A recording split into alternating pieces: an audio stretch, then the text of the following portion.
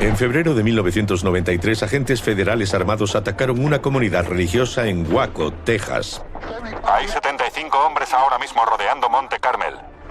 Pero dentro los davidianos de la rama y su autoproclamado mesías, David Koresh,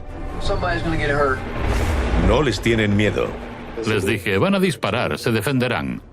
Se creen mártires. Íbamos a sacar nuestras armas y se oyó como granizo cayendo sobre metal.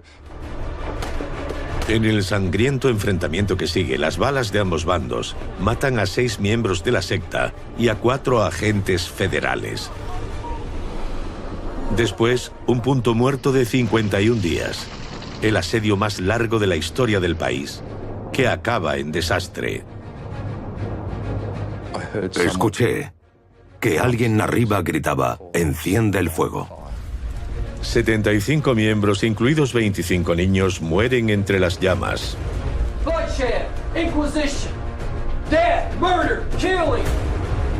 Ahora, 25 años después, conoceremos lo que pasó en la sede de los davidianos y al fascinante líder que los reclutó por todo el mundo. You need to come over and join us. Literal food and spiritual food. Cómo los periodistas locales y los agentes federales lucharon por sacar a la luz los secretos de la secta. Estaba abusando sexualmente de las adolescentes. Había evidencias de poligamia. Y lo que los testigos vieron en el ataque inicial y en el mortífero final del asedio. La funda de mi chaqueta se derretía y se me caía la piel de las manos.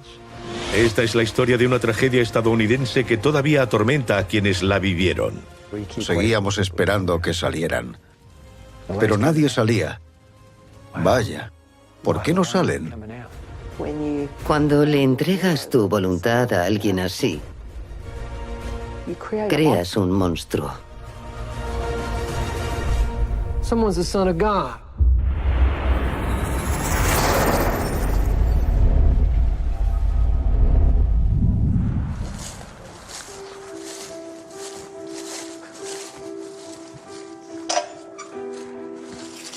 Gracias.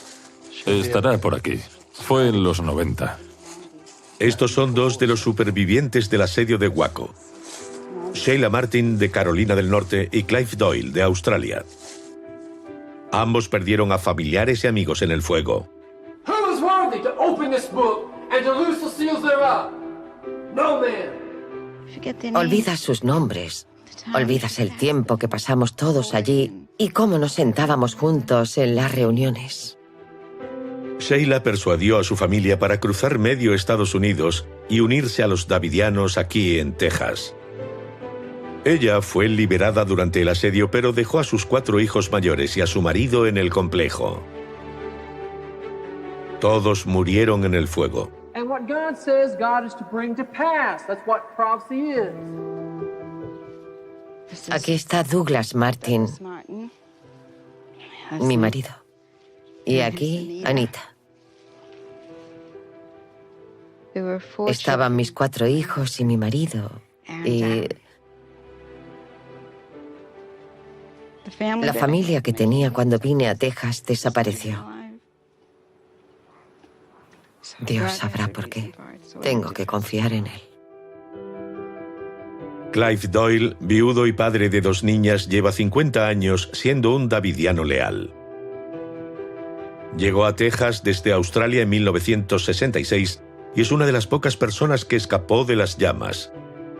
Pero Shari, su hija de 18 años, una de las más de 15 esposas de Koresh, murió en el fuego. I waited patiently on the Lord. He inclined unto me when he heard my cry. He brought me up out of a horrible pit. Es una tragedia que los niños no hayan crecido y vivido, cada uno su vida. Pero, como solía decir David, todo lo que ha pasado se juzgará.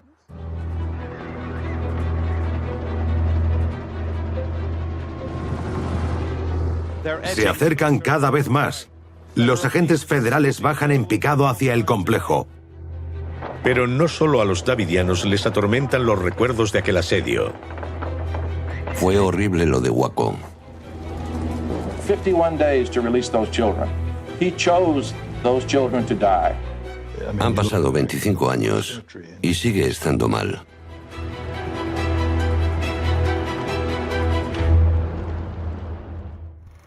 Esta historia comienza en 1985, cuando un grupo de davidianos, una rama de la Iglesia Adventista del Séptimo Día, ocupa un terreno de 16 hectáreas aquí, cerca de la pequeña ciudad de Palestine, en Texas.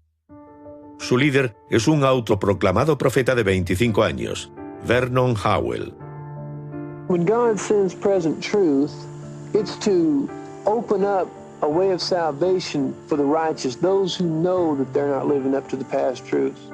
La secta cree que los secretos de la segunda venida están ocultos en profecías bíblicas y que solo Vernon Howell puede revelarlos. God creates the way of salvation, the plan of salvation, and that no man by his own works has been righteous. Pero la vida que Howell le ofrece a sus seguidores en Palestine es muy precaria. No había electricidad ni agua corriente. Había un depósito grande con agua en un tractor. Y estábamos agobiados, porque estábamos en mitad del bosque. El espíritu que tenía armonizaba con el espíritu que teníamos nosotros e impresionaba, en algunos casos de forma muy profunda, a las mentes que lo escuchaban. Es una habilidad que Howell aprendió a muy temprana edad. Aunque estudiante mediocre, Howell tenía una memoria prodigiosa para las escrituras. A los 20 años se ve a sí mismo como un joven profeta y afirma que puede interpretar los pasajes clave del Apocalipsis que explican cómo acabará el mundo y cómo se salvarán los creyentes. This message brought with it evidence to prove beyond a shadow of a doubt that all the books of the Bible do verily meet and end the revelation. El elegido designa a Howell como su líder, quien se autoproclama hijo de Dios. Ahora está listo para divulgar su mensaje por el mundo. You need to come over and join us. Literal food and spiritual food. Entonces comenzó a viajar. Si no vienes a mí, yo iré a por ti. Howell emprende un insólito viaje internacional de reclutamiento. Las grabaciones de sus sermones llegan a todo el globo. Y uno de sus oyentes es Derek Lovelock, en Inglaterra. Te hacía prestar atención, te hacía parar. Si no prestabas atención, algo raro te pasaba, porque era hipnótico. Otra que oye sus sermones es Liz Baranjai, a sus 26 años, en Australia. Era todo muy emocionante. De repente apareció un chico que decía que Dios le había dado un mensaje. Liz está tan impresionada que en 1986 viaja 15.000 kilómetros hasta Texas. Veía que había problemas en el mundo. Había pasado mucho tiempo desde que Cristo anunció su regreso y quizá aquello era lo que el mundo necesitaba. Otro nuevo miembro es Mark Brault, que conoce a Liz en la secta. Estudia teología en Hawái para ser pastor de la Iglesia Adventista del Séptimo Día. Brault abandona sus estudios y se muda a Texas siguiendo a Howell. Será su amigo más íntimo y al final su más acérrimo enemigo. Compartíamos muchas de nuestras luchas, dudas y sentimientos. Koresh era algo mayor que yo, así que era como un hermano mayor. En realidad lo admiraba y deseaba ser como él.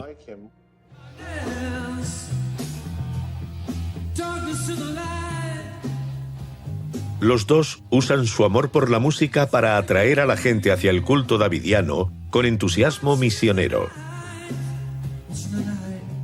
Koresh era un guitarrista autodidacta, tenía mucho talento y creía que el Señor lo había inspirado para escribir aquellas canciones.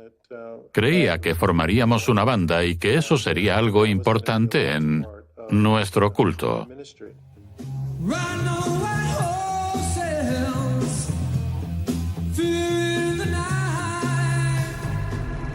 En 1988 el epicentro de ese culto ha cambiado. De la vida en el bosque de Palestine a un sitio más grande con 31 hectáreas en Monte Carmel, a las afueras de Waco, donde Howell reunifica la secta y construye un nuevo hogar para todos los davidianos. Aquí, en un acto de suprema autoconfianza, Howell decide rebautizarse como David Koresh, en honor al bíblico rey Ciro. Pero Liz percibe que las enseñanzas de Koresh están volviéndose más oscuras. Comencé a cuestionarme cosas cuando vi cómo cambiaba el mensaje de David y me sentía incómoda con aquello. A pesar de estar muy enamorada de Mark, decide dejar la comunidad davidiana antes de que las palabras de Koresh se conviertan en una realidad violenta. Tenía que llevar la razón siempre y no podías cuestionarlo. Eso es muy peligroso. Who is worthy to open this book and to loose the seals thereof? No man. En 1988, el objetivo de Koresh es convertir este complejo de Waco en el paraíso de los últimos días. Sheila Martin, que llegó con su familia desde Carolina del Norte para vivir entre los 150 miembros, lo recuerda bien. Este es el lago al que solíamos venir. Nadábamos y corríamos en círculo todos los días. El lago era importante para nosotros. Era muy hermoso. Los hombres venían y nadaban. David solo quería que la gente supiera que Dios estaba aquí. Le gustaba que la gente viniera y formara parte de esta tierra. Pero los vecinos que viven junto al terreno se empiezan a hacer preguntas. Al periódico local, The Waco Tribune Herald, han llegado rumores de que el profeta no es lo que parece. Sabíamos de ellos. Ya en 1987, 1989, algo así. Tenían derecho a creer y a adorar a quien quisieran, pero parecían algo raros. Y no solo al periódico. La oficina del sheriff también está sobre aviso. La primera vez que oí hablar sobre los davidianos fue porque a los servicios de protección de menores había llegado cierta información que tenían que investigar. Así que los acompañamos hasta allí. Y esa fue la primera vez que tuve indicios de la existencia de David Koresh. Los rumores son ciertos.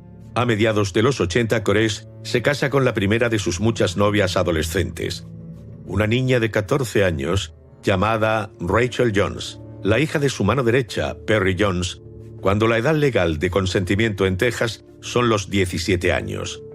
La unión no es cuestionada por sus devotos seguidores. Tenía casi 15 años y era muy alta, muy madura. No tenía el aspecto de una niña. 2 años después, Koresh se aprovecha de la ausencia de Clive Doyle, que está en Australia, y comete poligamia al casarse con su hija Karen de 14 años. En su momento también se casará con la otra hija de Clive, Shari. O te enfrentas a eso y lo aceptas, o te enfadas y te vas. Yo lo acepté. Imaginaos lo gratificante que fue para un tipo como él, que quería controlar y manipular. Y no solo por tener relaciones sexuales con esas niñas y por el placer que obtuviera, sino también porque lograba que los padres lo aceptaran y se lo permitieran. Eso alimentaba su narcisismo, su sensación de que realmente debía ser el Mesías y que era tan poderoso que le daban a sus hijas. Koresh tiene relaciones sexuales con varias menores con el consentimiento de los padres, lo cual preocupa a su amigo más cercano, Mark Brault. Koresh me confesó que había estado con una niña de 12 años. Y eso fue muy impactante. How's God going to talk to me in the latter days? He's going to be ready. And who's going to bring that book? So there'll be no excuses. En 1989, Koresh propone algo todavía más radical para la vida de la comunidad. Para un mar cada vez más escéptico es el punto de inflexión. Koresh proclamó que tenía derechos sobre todas las mujeres del mundo. Y ahí fue cuando me di cuenta. Sí, vale, a este tío se le ha ido la cabeza del todo. Los rumores sobre la conducta sexual depredadora de Koresh empiezan a filtrarse desde el complejo, motivando que The Waco Tribune Herald iniciara una investigación sobre la sede de los davidianos. Estaba abusando sexualmente de adolescentes, teniendo hijos. Había indicios de poligamia. Creíamos que las autoridades locales lo sabían y no le estaban poniendo freno. Pero dentro del complejo otro elemento preocupante está comenzando a manifestarse. El mensaje de Koresh se está haciendo más violento. Bloodshed, Inquisition, death, murder, killing. It's prophecy. Why did the Jews nail Christ to the cross? They didn't know the prophecy. They were ignorant. Interpreta las profecías del libro del Apocalipsis para demostrar que todos morirán en una batalla violenta con los impíos y que será una señal del fin del mundo. Christ comes forward, takes the book, and you are to read it. You are to become aware. You as a person should know what is stated there. Les dice a los 150 seguidores que viven en el complejo que los que mueran a su lado en este Apocalipsis irán al cielo. Como el mensaje se ha vuelto más agresivo, los davidianos comienzan a comprar armas y aprenden a disparar. Como las armas se hicieron más presentes, la teología se centró más en la guerra y en los conflictos. Había que endurecerse. Koresh entrena a los hombres para resistir un ataque. La gente empezó a hacer prácticas de tiro. Una vez nos hizo disparar varias pistolas y nos clasificó de mejor a peor. Creo que quedé segundo. El antiguo maestro Graham Craddock es un nuevo recluta de Australia. David dijo, lo que anuncié va a suceder pronto. Iban a atacarnos y debíamos defendernos. El teniente del sheriff Larry Lynch escucha que hay pruebas de la acumulación de armas de los davidianos. Hubo un par de llamadas que alertaban sobre disparos de algunos vecinos. Dijeron que parecían de armas automáticas. La oficina del sheriff informa al Departamento de Alcohol, Tabaco, Armas de Fuego y Explosivos, la ATF. Parecía que estaban comprando armas en ferias de armas y almacenando armas y municiones.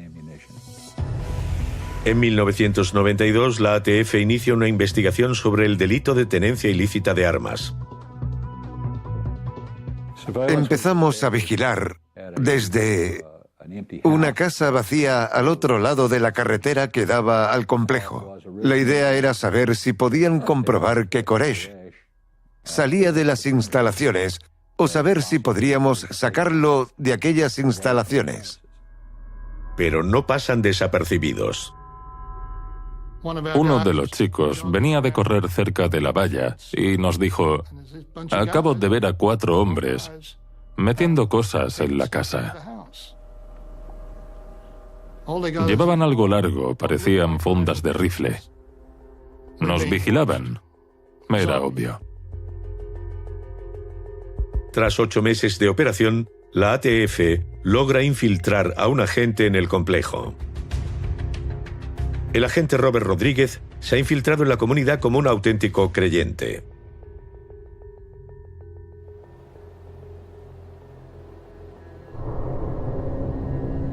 Pero la vida en Monte Carmel está tomando tintes siniestros. Cuando Liz Baranjay vuelve para visitar a su novio Mark Brolt, tras 2 años en su Australia natal, se sorprende con los cambios. Los estudios bíblicos estaban mezclados con mucha violencia, temas apocalípticos. Por la noche ponían películas violentas como Apocalipsis Now o La chaqueta metálica y pensé, algo ha ido terriblemente mal en estos 2 años que he estado fuera. Esto no va como se esperaba. Había guardias en la puerta y necesitabas permiso para ir a la ciudad. Cada faceta de la vida de los davidianos la controla el profeta. Pero ahora, Marbrold ha decidido marcharse. Koresh miraba la factura del teléfono y le preguntaba a la gente, ¿por qué llamas a esta? ¿O por qué llamas al otro? El amor y el cuidado de los demás cada vez importaba menos. Estábamos empezando a funcionar como la Gestapo, vigilándonos unos a otros y diciendo, «Este ha hecho algo malo». Marbrold y Liz Baranjay abandonan el grupo y se casan. Ahora se convertirán en enemigos de David Koresh y en los meses siguientes ayudarán a los investigadores que rastrean a los davidianos. En febrero de 1993, la ATF anuncia que hay pruebas de que los davidianos poseen armas ilegales. Su intención es atrapar a Koresh sin hacer mucho ruido cuando esté fuera del complejo. Incapaces de hacerlo, comienzan a planificar una redada que se resuelva rápido y entrando por la fuerza. Me preguntaron, ¿qué pasaría si allanamos el complejo? Y yo les dije, no lo hagáis, vais a provocar un tiroteo, están esperando el Armagedón.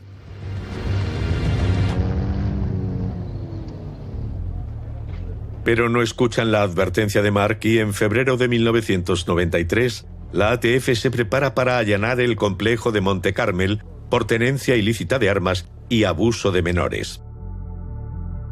Hay 124 davidianos junto a su líder, David Koresh, incluidos 34 niños y más de 200 armas. Sabíamos que había un gran número de personas en el complejo, que había mujeres y niños, y que había un gran arsenal de armas de fuego y explosivos en el recinto. Con estas condiciones, los agentes federales deciden que una redada sorpresa es la mejor forma de atrapar a Koresh.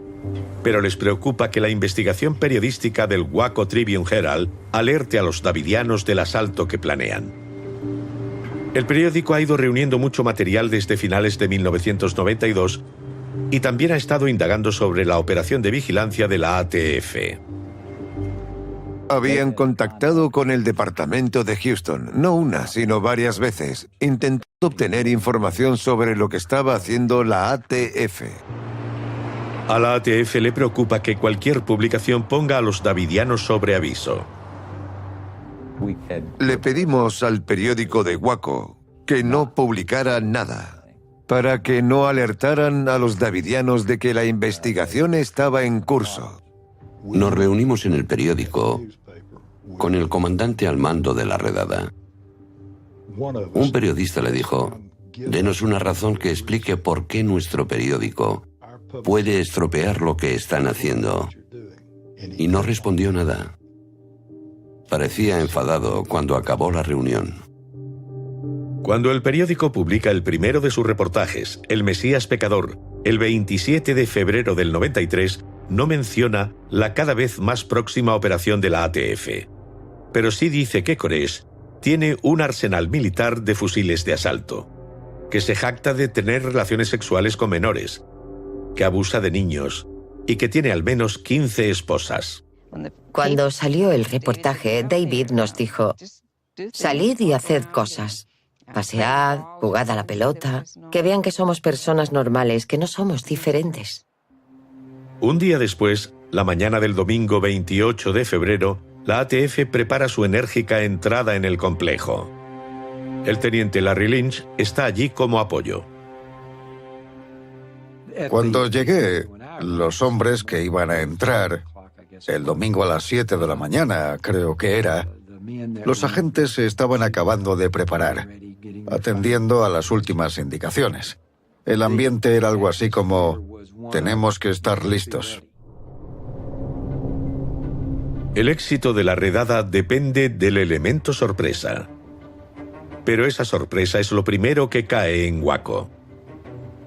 Un cámara que busca el complejo de Monte Carmel le pide a un cartero la dirección. Y el cartero le pregunta para qué quiere ir allí. Como buen ciudadano, el cámara le dijo, no vayas hoy allí, podría pasarte algo.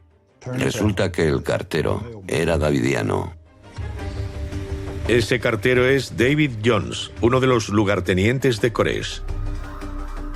Entonces llamó por teléfono a Monte Carmel y nos contó: la prensa dice que hoy van a hacer una especie de redada y han venido para cubrir la historia. Dentro del complejo, Rodríguez, el agente infiltrado, está con Koresh cuando los davidianos reciben la noticia de la redada. Información que podría abortar la operación. David se volvió hacia él y le dijo: bueno, Robert, supongo que ya vienen. Robert llamó al comandante de la operación y le dijo: él sabe lo de la redada. ¿Cómo lo sabe? No lo sé. La decisión de entrar la tomó el comandante de la operación, bajo las palas en marcha del helicóptero.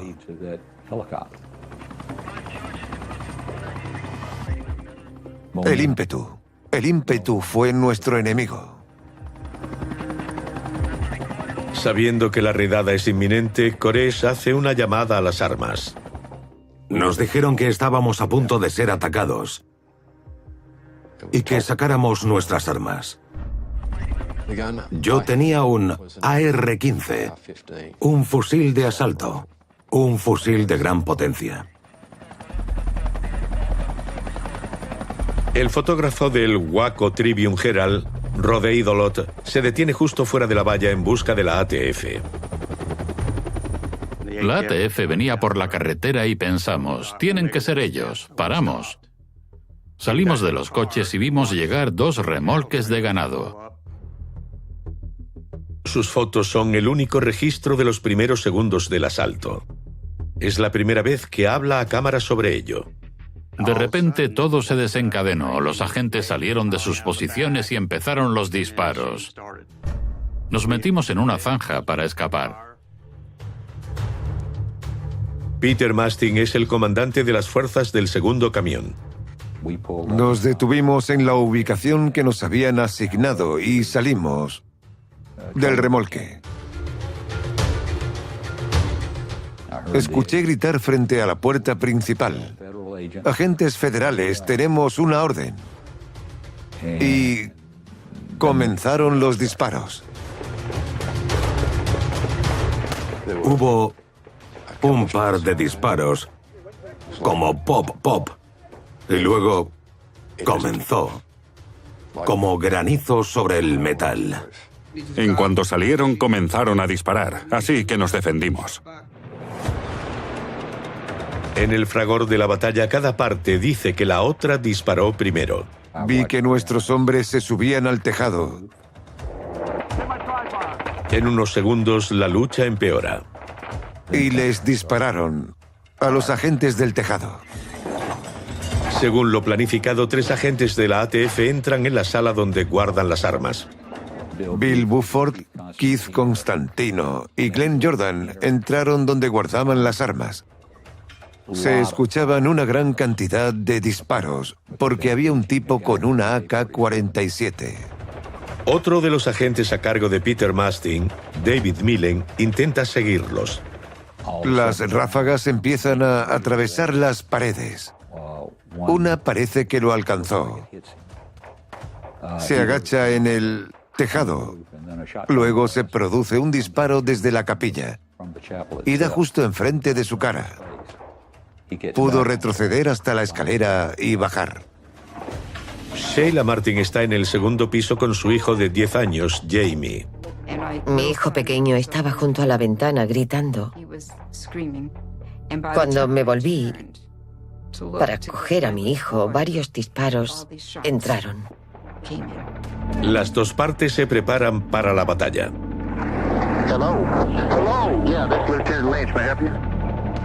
A las 9:48, el teniente Larry Lynch recibe la primera llamada de emergencia.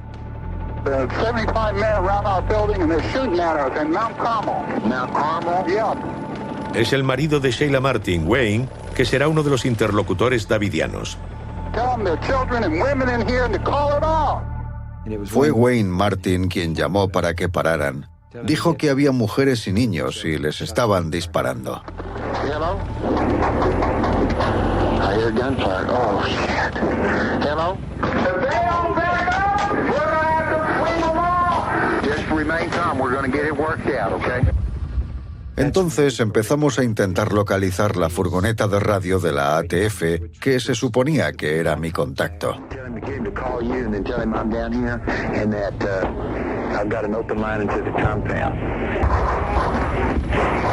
El tiroteo se prolongó 2 horas y media. Dentro, el mismo David Koresh ha sido alcanzado en la muñeca y la cadera, pero incluso durante la batalla no pierde el control. Nos arrastramos hasta la pared y llamamos con los nudillos para preguntar qué debíamos hacer. Alguien vino gateando hasta nosotros y dijo: David dice que no tengáis miedo, Dios se encargará de todo. 6 davidianos mueren y varios están malheridos. A Perry Jones le dispararon en el estómago 3 veces y en el brazo. Se desangró y murió. Winston Blake, mi compañero de cuarto, recibió una herida de bala en la cabeza y le destrozó el cráneo. Pero los davidianos no se entregan. Tras 3 horas de disparos, las 2 partes aceptan un nervioso alto el fuego. Se acordó para el enfrentamiento lo más rápido posible y atender a cualquiera que hubiera resultado herido durante el tiroteo. Se escuchaba por todas partes: alto al fuego. El fotógrafo Rod Eidelot y un cámara de televisión por fin pueden abandonar la zanja donde estaban y son objeto de la ira de los agentes.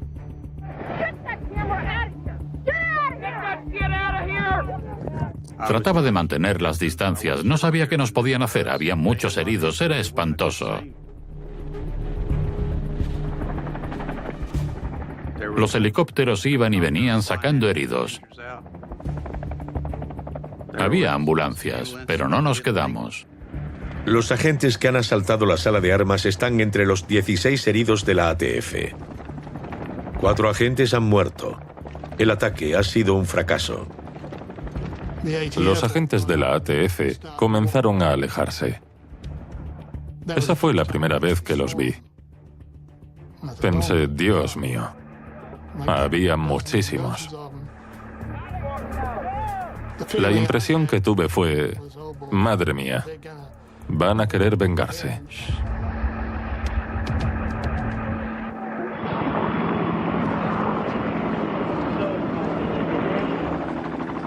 Pero el operativo se enfrenta ahora a una nueva realidad. Mientras la ATF retira a sus heridos, el FBI toma el control de lo que ya se considera un asedio. Su negociador principal, Byron Sage, hace su primer contacto con Koresh. La primera vez que hablé con David, me presenté y le dije: ¿cómo quieres que te llame? ¿Koresh? ¿Koresh? ¿Cómo se pronuncia ese apellido? Y con mucha calma contestó: agente Sage, ¿alguna vez ha oído morir a una persona? Y yo dije: pues sí. Y David respondió: es como el último suspiro. Es Koresh. Yo miré a Larry en plan: madre mía, se ríe en nuestra cara. Ahora hay 118 davidianos en Monte Carmel. La comunidad tiene comida almacenada y su propio suministro de agua. Sheila Martin está allí con sus 7 hijos. Estábamos preparados para quedarnos todo el tiempo que hiciera falta. David no nos había dicho que saliéramos. Todavía teníamos armas. Ya no teníamos miedo, desde luego. El equipo de negociadores del FBI comienza a hablar con interlocutores clave y lo harán durante todo el asedio. Acuerdan la salida de 4 de los niños más pequeños. The federal agent is placing the infant in the front seat of his automobile. It's unclear at this point where these children are going to be taken. Entonces Koresh hace una oferta sorprendente. David por fin sugirió, creo que el segundo día, que si facilitábamos la difusión de un sermón de 58 minutos que había grabado, daba su palabra de que él y sus seguidores saldrían. My name is Dave Koresh. I'm speaking to you from Mount Carmel Center. El tercer día del asedio, el FBI acuerda que el sermón será radiado a través de una emisora cristiana. What we're trying to present today may in some ways shed a better light in regards to my situation and my predicament here at Mount Carmel. Pero Koresh no se entrega. Él reza, esperando que Dios le mande una señal. Y la frustración de los negociadores crece. This is why he said, be aware of who you're dealing with. When does he plan to come out? He said his God says that he is to wait. Dijimos, ¿esperar? Acabas de decirle a todo el mundo que en cuanto se acabe de emitir, saldrás con todos tus seguidores. ¿Cómo se negocia con alguien que dice que espera autorización de Dios Todopoderoso? A sus seguidores la profecía de Koresh de que habrá una última batalla entre Dios y los impíos les parece que se cumplirá. De repente las profecías de David se hacían realidad. Dijo que las autoridades iban a venir a por él y estaba pasando. Que sitiarían el complejo y estaba pasando. El control de Koresh sobre sus seguidores es más fuerte que nunca y el FBI acude al psiquiatra forense Pardist para que haga el perfil del líder. Una de las preguntas que me hicieron fue, ¿qué le pasa a este hombre?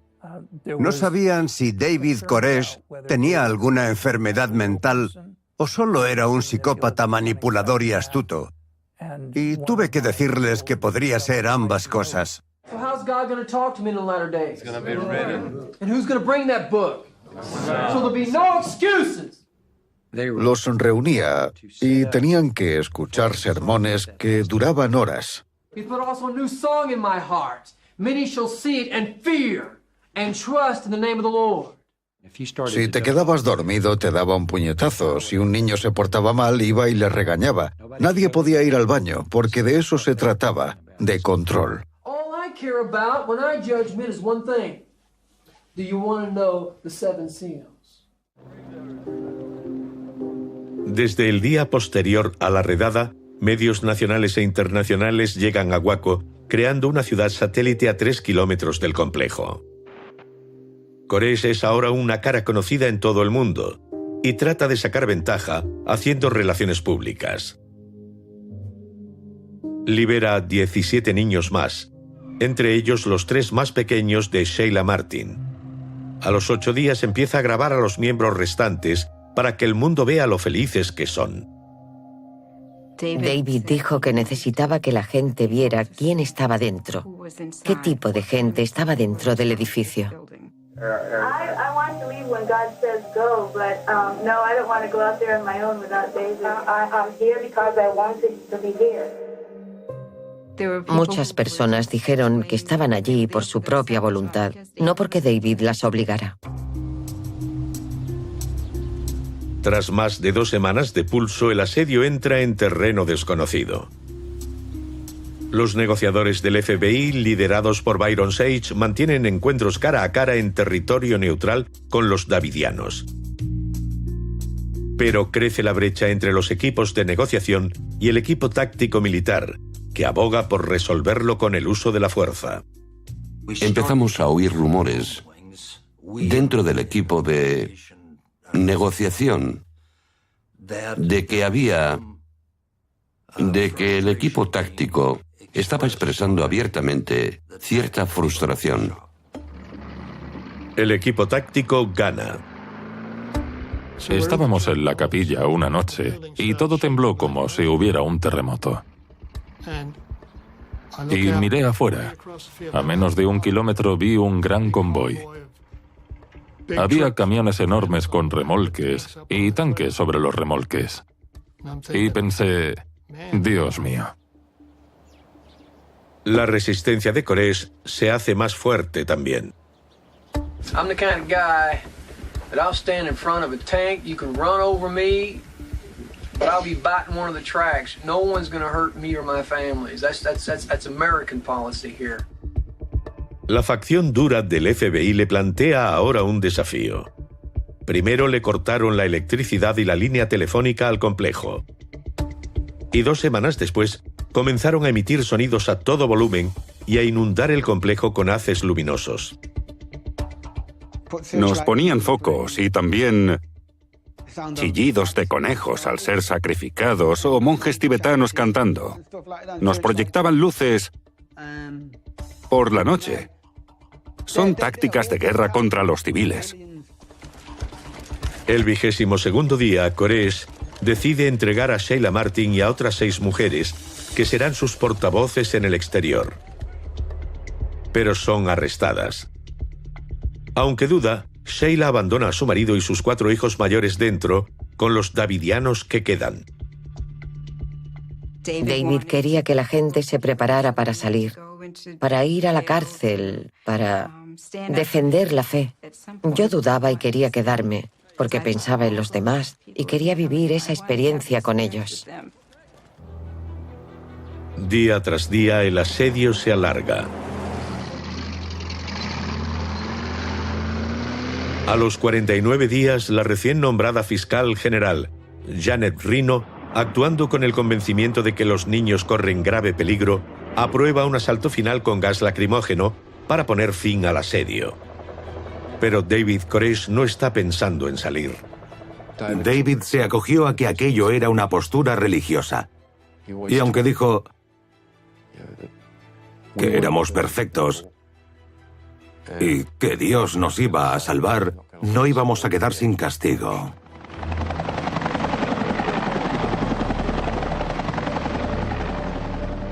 Los acontecimientos anuncian una crisis. El 19 de abril de 1993, el dramático asedio dura ya 51 días. Es el enfrentamiento más largo de la historia del país. Al FBI se le agota la paciencia. Creen que los 25 niños que quedan en el interior pueden estar corriendo peligro y deciden que es hora de actuar. En primer lugar, el asedio ha terminado. Está usted bajo arresto. El FBI le ha instalado a estos tanques un depósito que introducirá gas lacrimógeno en el complejo para así forzar la salida de los davidianos.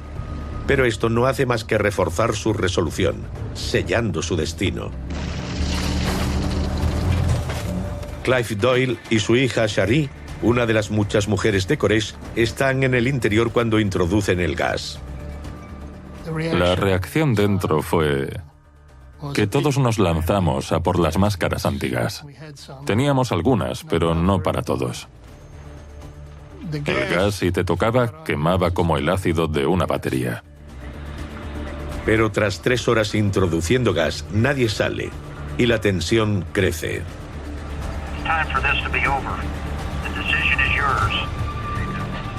El FBI no comprende que su ofensiva puede estar jugando en favor de la visión apocalíptica de los davidianos. Tenían colchones apilados contra las ventanas y balas de heno, o eso parecía a primera vista. Eso debería habernos hecho pensar. Pero el exdavidiano Mark Broad, que había seguido el asedio por televisión desde Australia, trató de advertir al FBI. Estáis tratando con mártires. Esa es la profecía y creen que la están viviendo. Si los forzáis, todo aquello reventará.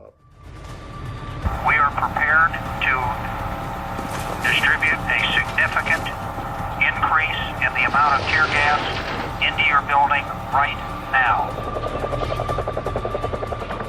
A mediodía, la situación es crítica. Las pruebas sugieren que los davidianos, quizá por orden de Koresh, han decidido que ha llegado el momento de cumplir la profecía con un acto final de martirio. Miré hacia el otro extremo de la capilla y vi a alguien rociando combustible por el suelo. Antes de irme, oí que alguien arriba gritaba: «Enciende el fuego». Los análisis posteriores demuestran que el fuego comenzó simultáneamente en 3 partes diferentes del edificio. Dentro, algunos están listos para morir, pero otros luchan por vivir. El tiempo se acaba para los davidianos. De repente salió humo por la fachada del edificio, por la parte delantera y por la de atrás. Y cuando llegó al agujero por el que mirábamos, se estancó y todo se volvió negro. Con el viento, los precarios edificios de madera arden como el papel. Los agentes les piden a los davidianos que se entreguen. Recuerdo que decía, David, no permitas esto. Declaraste que eras un salvador. Salva a estas personas, guíalos fuera. Sentía el calor de la cubierta. Era tan intenso que me obligó a echarme al suelo. Mi oración mientras rodaba por el suelo era, Dios, si vas a hacer un milagro, hazlo rápido. Clive Doyle y Derek Lovelock están atrapados en la capilla cuando uno de los tanques derriba la pared abriendo una salida. Todavía escucho a la gente gritar cuando las llamas los alcanzaban. Salimos corriendo. Nos apuntaron y nos dijeron que fuéramos hacia ellos. La funda de mi chaqueta se derretía. Se me caía la piel de las manos. Salté y me volví hacia el agujero. Todo estaba en llamas. Y pensé, soy el único que ha escapado. Nadie más va a salvarse viendo esto. La hija de Clive, Shari, una de las muchas mujeres de Koresh, aún sigue en el interior. Sheila Martin contempla este infierno desde el centro de detención en el que está, rezando porque sus 4 hijos y su marido, Wayne, hayan salido vivos. Escuchamos que había 20 supervivientes y recé para que 4 de los que estaban vivos fueran mis hijos. Luego dijeron que solo había 9 y después vinieron y traían un papel en la mano. Los hijos que Sheila había dejado atrás murieron. Cuando los imagino intentando protegerse, agachándose, yo siento las llamas en mi espalda. Se me hace tan real. Me pregunto si pensaban en mí, si me llamaban. Pero llega un punto en el que no puedes pensar más porque piensas que Dios es un Dios amoroso y nos protege y nos seguirá protegiendo y no debemos temer nada. Para los miembros del orden público es un momento de horror e incredulidad. Cuando comenzó el incendio, seguíamos esperando que salieran, pero nadie salía. Vaya, ¿por qué no salen? Y hay un sentimiento que te invade. ¿Cómo puedes hacerle eso a tus hijos? Siempre vuelves a preguntártelo. Y dejé de hacerlo. Era malo para mí. En una hora, el edificio de 5 pisos ha quedado reducido a medio metro de cascotes y ceniza. 75 personas murieron en ese infierno, incluidos 25 niños. Los forenses descubren que 16 cuerpos, entre ellos el de David Koresh, presentaban un disparo en la cabeza. Creo que esas personas creían sinceramente que iban a subir al cielo a través de ese fuego sagrado. Todavía no puedo comprenderlo, pero algo dentro de mí lo necesita. Casi admiro esa dedicación a su fe. 25 años después, Liz Baranjai cree que los seguidores de Koresh también son responsables de su final. Cuando le entregas tu voluntad a alguien así, creas un monstruo. Pero otros davidianos todavía esperan la hora en que volverán a reunirse con su líder y profeta. Confío en Dios, y Él permitió que aquello sucediera. Un día nos reuniremos con Dios, viviremos en su reino y el pueblo de Dios estará allí.